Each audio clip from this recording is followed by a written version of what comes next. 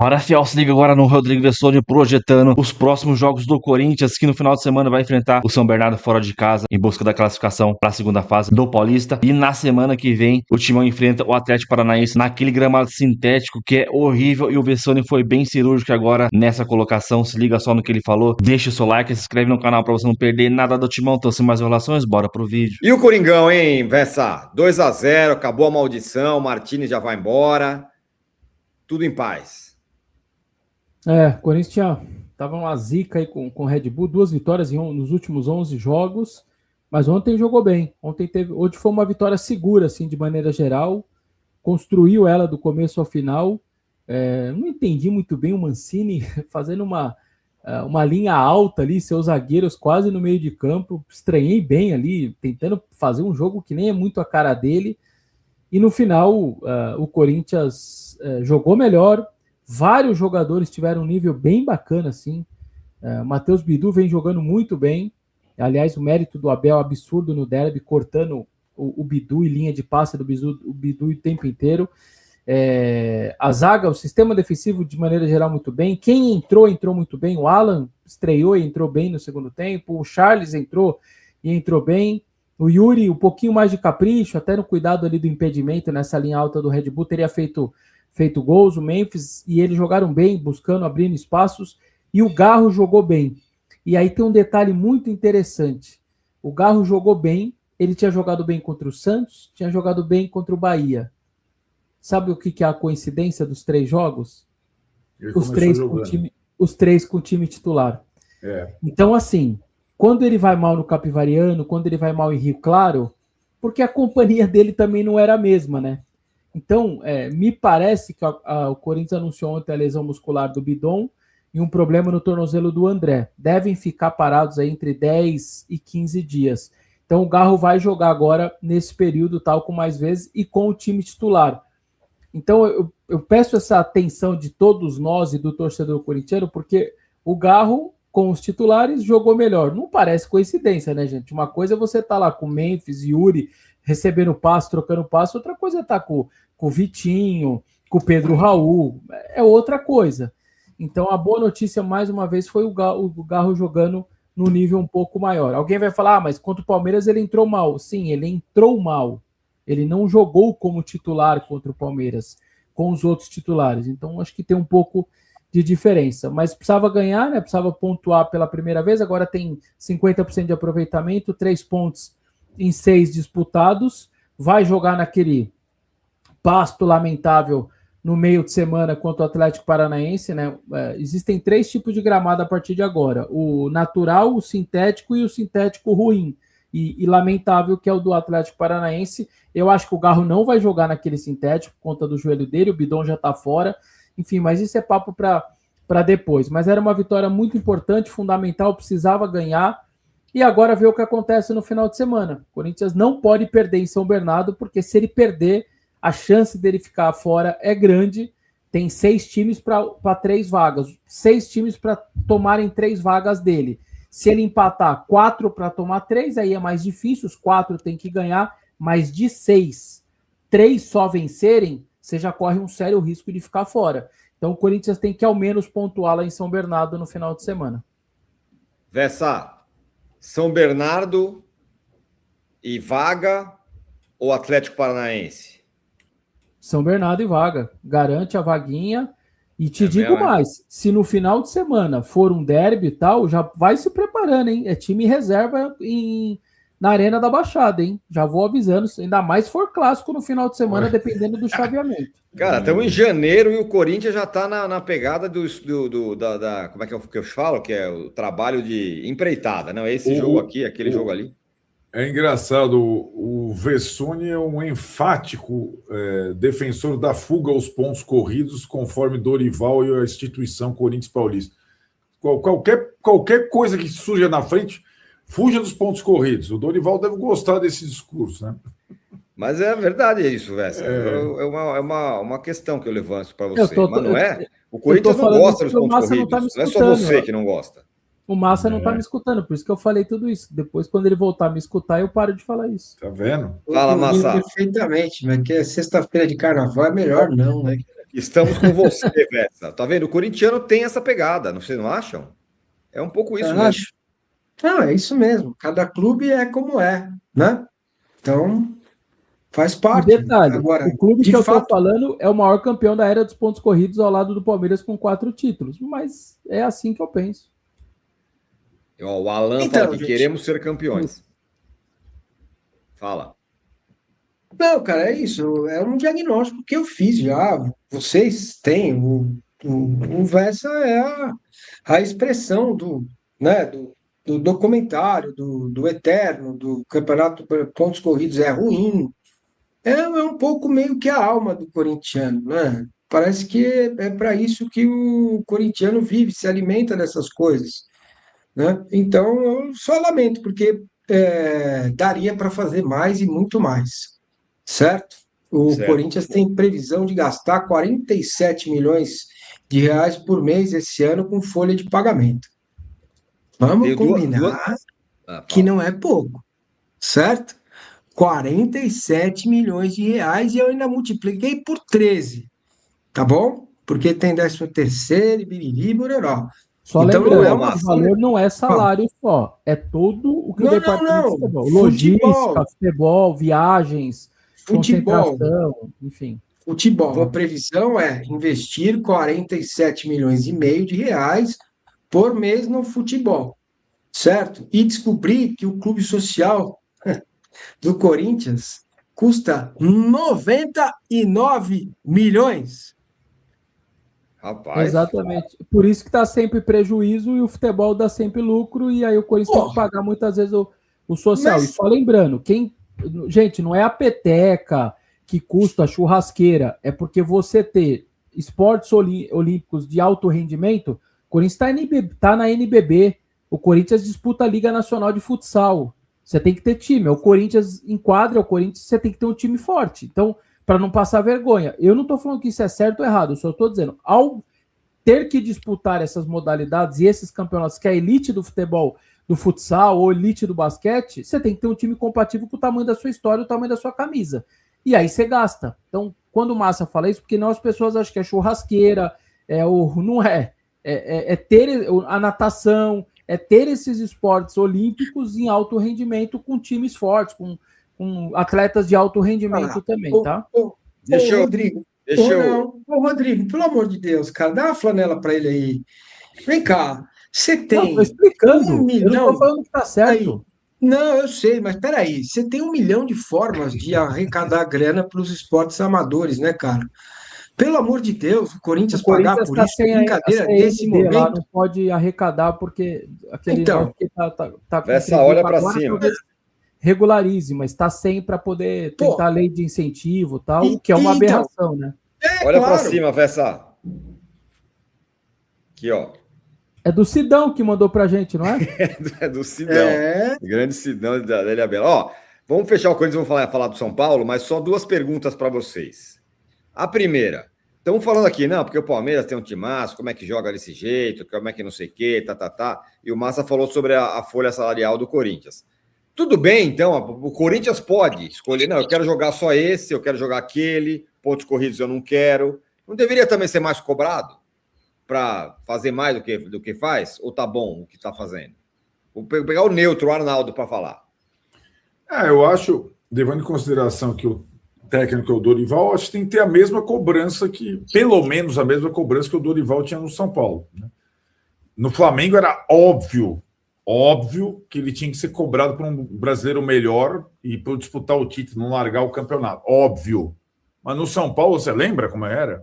Como é que tem essa campanha vergonhosa fora de casa? Isso. Ele ficou acima dos 10 lá, não ficou correndo risco, não. Mas era uma vergonha. E o time dele lá era pior que esse do Corinthians. Lá de 2023. Pior que esse aí. Né? Então, eu acho que tem que ser cobrado com o que pode oferecer, né? Brigar pela parte da Libertadores, né? Enfim, coisa que não fez em nenhum momento ano passado, né? Eu acho que essa é a cobrança, com o que pode oferecer, né? E se você reparar, né, Tironi, tem muito time.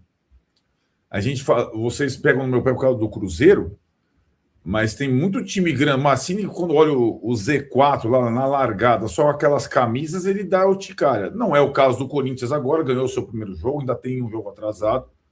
Mas Cruzeiro, Santos, Vasco, Inter, rapaz do céu. Nossa, duríssimo. E tem gente que já fez 2 em casa dessa turma. Exato, não, o Inter tá encalacrado, já se encalacrou de cara. E a outra pergunta que eu vou fazer para vocês respondam sim ou não. Vocês levariam o Hugo Souza para a Copa só para pegar pênalti? Vessa. Eu acho que ele é bom goleiro. Ele como terceiro me parece ok. Nunca nenhum terceiro joga, né? Vocês podem me desmentir, mas acho que eu nunca vi um terceiro goleiro da seleção brasileira jogar em nenhuma Copa. Eu levaria ele numa boa para ser terceiro. E aí essa decisão já teve, né? O da Holanda fez isso uma vez e tal. É polêmico. Cara, tem decisão por pênalti, põe o cara. Mas que, ó, uma coisa eu tenho, assim, gente, para mim tá claro. A evolução dos goleiros, o tamanho deles, a envergadura, tudo isso é meio claro. O Hugo tá chegando num estágio que é quase o seguinte: ou você inverte o lado dele, ou você desloca, ou você vai perder o pênalti. Porque senão você vai ter que ser muito perfeito. Se ele acertar o seu canto, ou você vai naquela bochecha da rede impossível de pegar, ou ele vai pegar o seu pênalti. O pênalti não é nem só o mal batido, é o mais ou menos ele vai pegar. Então ele tá chegando num nível desse tamanho, do tamanho da envergadura, ele é jovem, tem impulsão, é nítido isso. Desloque o cara, porque senão a chance de você perder o pênalti é muito grande. Então, nesse sentido, eu acho que eu não levaria para pegar pênalti, eu levaria como a possibilidade de ser o terceiro mesmo, para jogar se for o caso. Aqui nunca joga, né? Arnaldo. Levo como terceiro. Acho que os argumentos do Vessone são bons e não acho nada demais essa estratégia. Muitas vezes ela dá errada, né? Você colocar o goleiro só para pegar a pena. Muitas vezes dá errado. Enfim, eu acho que como o Vessone que é uma posição vaga. Não tem um terceiro melhor, indiscutivelmente falando. Mas... Olha, o futebol está cada vez mais periodizado, né? Vamos dizer assim. Cada vez mais a coisa vai tratando para os especialistas para tudo.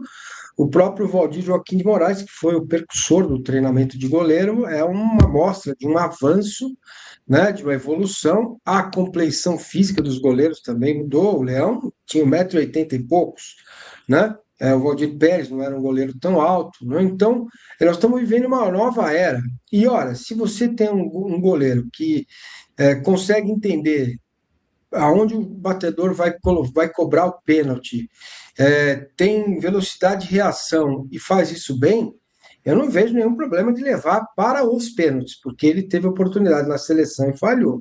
Então, por meritocracia, não acho que ele mereça ser o terceiro goleiro da seleção brasileira. Mas também, gente, como disse o Vess, o terceiro nunca joga. Então, para o pênalti, eu levaria. Se esse for um critério, se for o critério mais importante, eu levo e sem pudor coloco.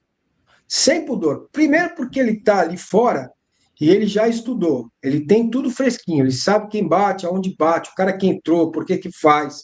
Isso é fundamental, né? No futebol, hoje, essas coisas fazem muita diferença. Dá certo ou não, né? Aí é futebol. Se fosse matemática, beleza. Olha só, o Corinthians agora é 12º colocado, lembrando que tem um jogo a menos com o Atlético Paranaense e o Bragantino perdendo, ficou na 6ª colocação, estava brigando para ser líder ainda e com a derrota caiu para o 6º lugar na tabela. Não vai ser fácil, gente. Campeonato já tá aqui, ó, quem é líder, ó. O filho ajudou o pai ontem, né? Oi? Segue o líder. Como assim? O Corinthians ganhou, ajudou o pai. O Palmeiras foi pra liderança. Sabia não. Não, mas o Corinthians se ajudou, ele precisava do resultado, né, Rona? E era importante, porque ainda não tinha praticamente estreado no Campeonato Brasileiro, ficou aquela impressão ruim diante do Bahia, e agora, jogando contra o Bragantino, importante a defesa do Hugo, porque evitou que o Bragantino pudesse reagir na partida e ainda fez o 2º gol. Então o Corinthians, no segundo tempo, se garantiu. Foi num pênalti Mandrake, o Hugo acabou fazendo história. O monstro sagrado no Mandrake? Pênalti. Não foi? O pênalti? Você achou que foi pênalti? Meu pai do céu. Eu não daria esse pênalti. Não tem como dar um pênalti desse. E no VAR tava o Trace, que eu não sei o que ele tá fazendo, ele tá estragando o VAR, e o juiz perdido na partida. Mas eu vou falar do Corinthians. O Corinthians, quando fala com o Bragantino, assim, valendo, o Corinthians ganha. Porque o Bragantino ontem foi amassado, do começo ao fim.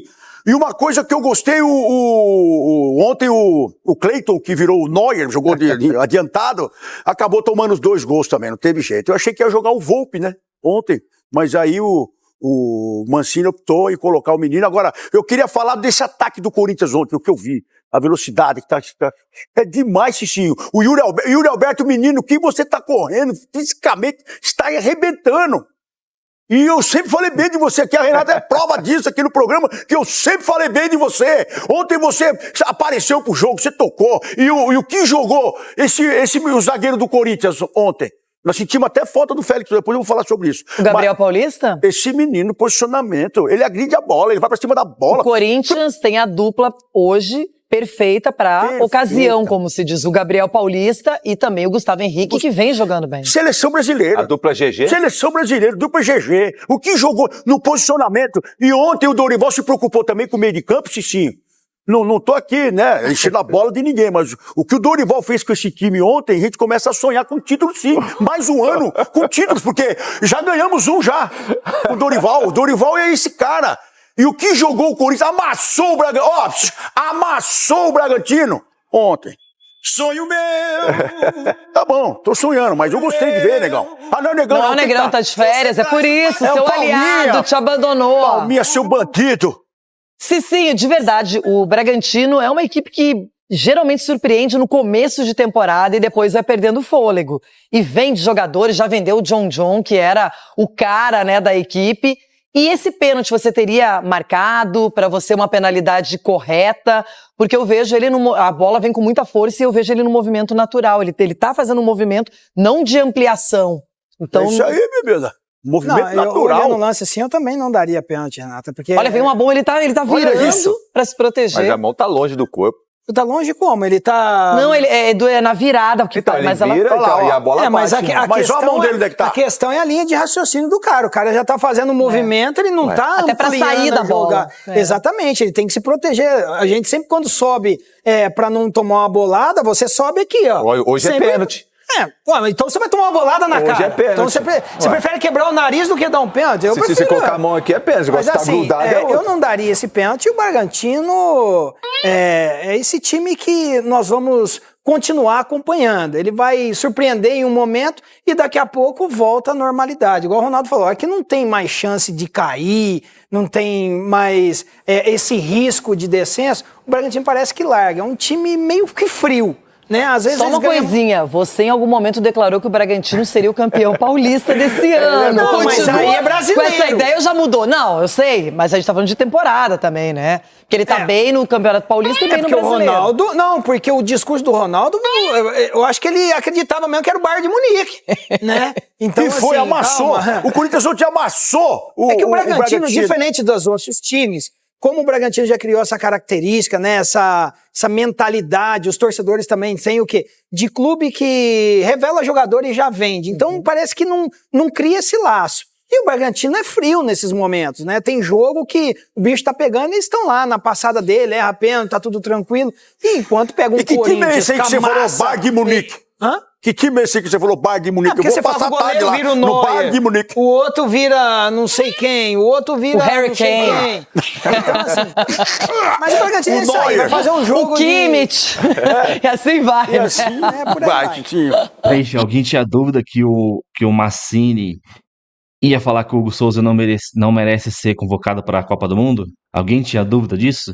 Eu pensei até que ele ia falar que Carlos Miguel merece mais, para ser bem sincero, ou o Everton, né? Então, cara, nem levo muito em conta a opinião desse cara aí e tal. O Vessone mesmo, é o que entende de Corinthians. É o terceiro goleiro. Não lembro, cara, nas Copas assim que eu acompanhei mais, né? Não lembro, na última, na 2002. Na 2002 era o Marcos Dida e Rogério Ceni, né? Então, Rogério Ceni era até o terceiro goleiro, se não me engano. Mas, cara, tanto faz, né? Só do Hugo Souza estar lá na Copa já é uma vitória enorme pro cara. Merece demais.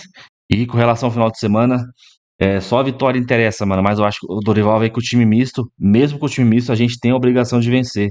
Tem a obrigação de vencer.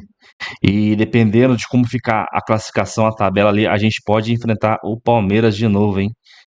Vamos ver como vai ficar essa tabela. E na semana que vem, Atlético Paranaense, acho que na quinta-feira, como os caras conseguem fazer um gramado sintético daquele horrível, cara? Que gramado sintético porco. Tanto pra quem joga ali, tanto pra quem assiste. É uma coisa horrível. Então, mais uma que o Coringão vai ter que enfrentar. Então é isso, comenta aí, deixa o seu like, se inscreve no canal pra você não perder nada do Corinthians, nenhuma informação. Então até o próximo, valeu, é nóis.